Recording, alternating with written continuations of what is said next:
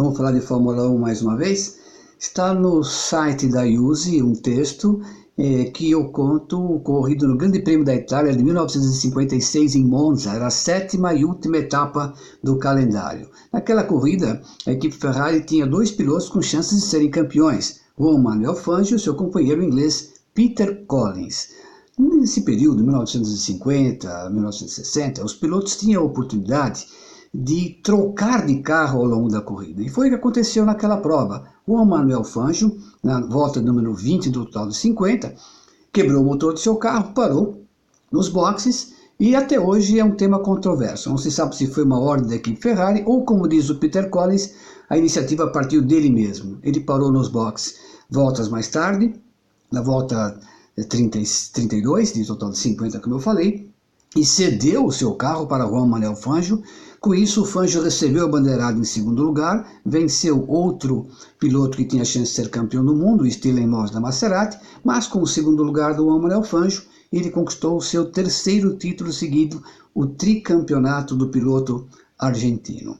O que todo mundo ficou espantado foi o desprendimento de Peter Collins. Ele, com 24 anos de idade, seria o primeiro piloto inglês a conquistar um título mundial e, deliberadamente, segundo ele jura ou de pé juntos na época, tomou a iniciativa de passar para o Fangio sob a alegação de que ele tinha apenas 24 anos de idade, tinha muito tempo para ser campeão do mundo e o Fangio já tinha 45, era a chance dele de conquistar mais um título. O que o Collins não sabia, em primeiro lugar, é que o Fangio conquistaria, apesar da idade, 2 outros títulos, seria 5 vezes campeão do mundo. E ele, infelizmente, Peter Collins, 2 anos depois, no Grande Prêmio da Alemanha em Nürburgring, veio a perder a vida com o carro da Ferrari num acidente. São histórias da Fórmula 1 dos anos 50. Há tantas passagens curiosas desse período. Eu gostaria de citar uma delas que eu vivenciei de perto. Lá em Hockenheim, na Alemanha, havia alguns carros dessa época e pedi autorização para sentar em um deles. E o que chama a atenção é a posição do piloto. Ele fica com as 2 pernas bem espalhadas, porque no meio delas está a alavanca de câmbio.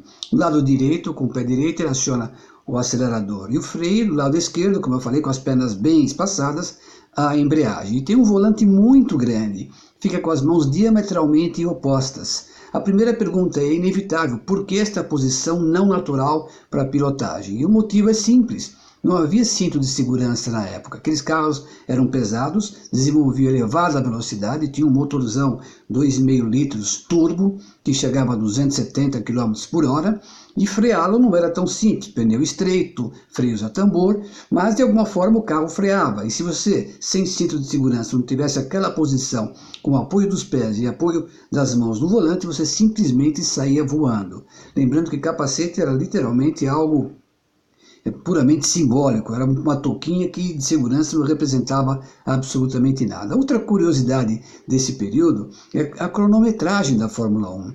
Havia um jornalista suíço na competição, que eu tive a chance muitas vezes de conversar com ele, que acompanhou a Fórmula 1 desde esta época, Gerhard Kronbach, uma lenda do jornalismo esportivo da Fórmula 1, infelizmente falecido, tinha bastante idade. Ele gostava de contar histórias e eu, por conta de também gostar de ouvir histórias, ficava no grupo que ouvia. Ele dizia: a cronometragem nessa época era feita com cronômetros de mão e estatisticamente há uma diferença enorme entre o que um operador do cronômetro e outro é capaz de fazer. Na média, pode chegar a 3 décimos de segundo.